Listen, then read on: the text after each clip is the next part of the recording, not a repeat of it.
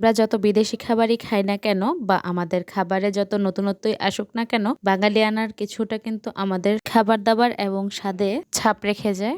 আমার কাছে বাঙালির হারিয়ে যাওয়া খাবারগুলো খুবই টেস্টি লাগে। যার জন্যই আমি বাসায় মাঝে, মাঝেই এই খাবারগুলো ট্রাই করি কোন খাবারটার স্বাদ কিরকম। যদিও যারা আগে বানাতো তাদের হাতের স্বাদ এবং আমাদের হাতের স্বাদে অনেকটা ফারাক রয়েছে। প্রথমেই মেজারমেন্ট কাপের ১ কাপ বেসন চেলে নিয়েছি এবং তার মধ্যে হাফ চা চামচ হলুদ, হাফ চা চামচ জিরা, হাফ চা চামচ লবণ, হাফ চা চামচ মরিচ, হাফ চা চামচ ধনিয়া দিয়ে কুসুম গরম পানি দিয়েছি কিছুটা, দিয়ে মাখিয়ে নিচ্ছি। আপনারা একবারেই পুরো পানি ঢেলে দিবেন না, এতে করে কিন্তু বেসনের টেক্সচারটা খুবই লিকুইড হয়ে যাবে এবং এতে করে কিন্তু পাকোড়াটা মচমচে থাকবে না। আপনারা চাইলে এর মধ্যে কর্নফ্লাওয়ার অথবা চালের গুঁড়োও ব্যবহার করতে পারেন, তবে ঘরোয়া যেইভাবে বানানো হয় আমি সেইভাবে বানানোর চেষ্টা করেছি। লাউ পাতাটা খুবই কচি নিয়েছি।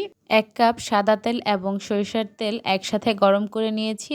লাউ পাতার গায়ে বেসন ভালোভাবে লাগিয়ে নিয়ে আমি তেলে ভেজে নিচ্ছি একে একে সবগুলো। এই কাজটা আপনারা বেগুনি আলুর চপ যেভাবে ভাজেন সেভাবেই করতে পারেন। এই খাবারটা কিন্তু গরম ভাতের সাথে আমার খুব ভালো লেগেছে। আপনারা চাইলে এই খাবারটা বাসায় বানিয়ে ট্রাই করতে পারেন, তবে আবার বেসন যদি হাতের কাছে না থাকে তাহলে কিন্তু মসুর ডাল অথবা খেসারি ডাল বেটে এই টেক্সচারটা করে নিতে পারেন। তবে অবশ্যই ডাল বাটার সময় পানির পরিমাণ খুবই কমিয়ে ব্যবহার করতে হবে, আর এমনভাবে টেক্সচারটা করে নিতে হবে যাতে করে আপনার লাউ পাতাগুলোর গায়ে লেগে থাকে।